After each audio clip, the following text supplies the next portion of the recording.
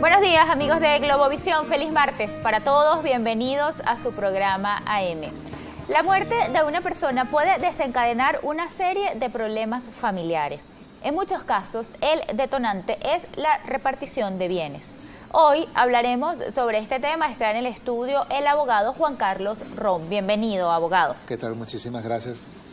Abogado, ¿cómo funciona el tema de la herencia? Es algo que hemos hablado en otras oportunidades, pero esta vez quise inmediatamente comenzar con eso, con la repartición de los bienes. Yo le voy a mencionar varios escenarios. Por ejemplo, la persona que muere está casada y tiene hijos. En este caso, ¿cómo es la repartición? Mira, la persona que se encuentra casada, la repartición, si esta persona falleció sin haber dejado ningún testamento disponiendo de sus bienes, el Código Civil establece cuál va a ser el llamado a heredar.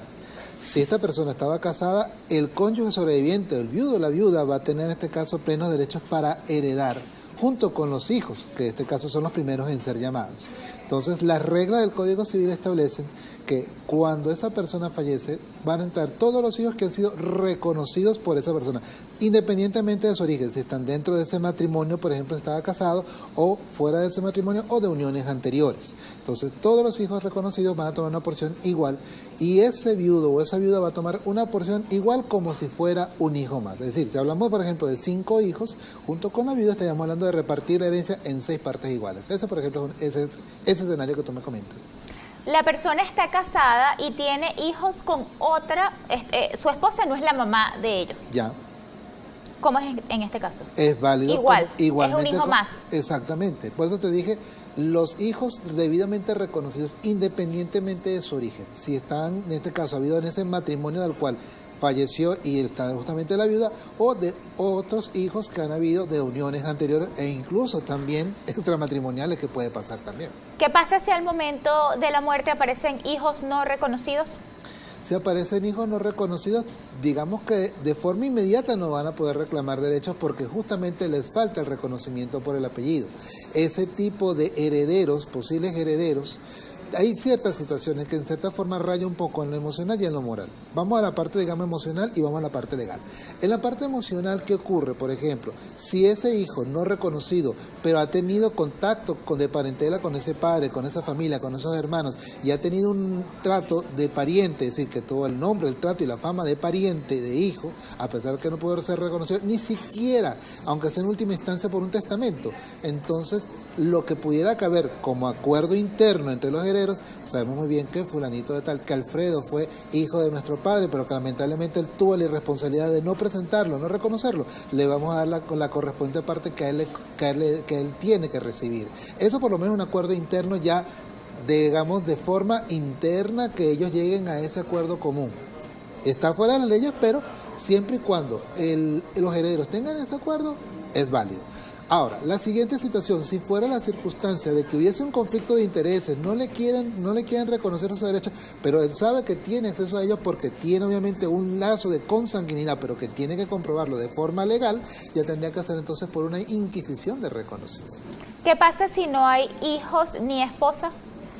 Si no tenemos hijos ni esposas, ya sería el Código Civil que nos indicaría el siguiente orden, que en primer lugar serían, luego de los descendientes, serían los ascendientes. Le hace papá, mamá, abuelos, bisabuelos y todos aquellos.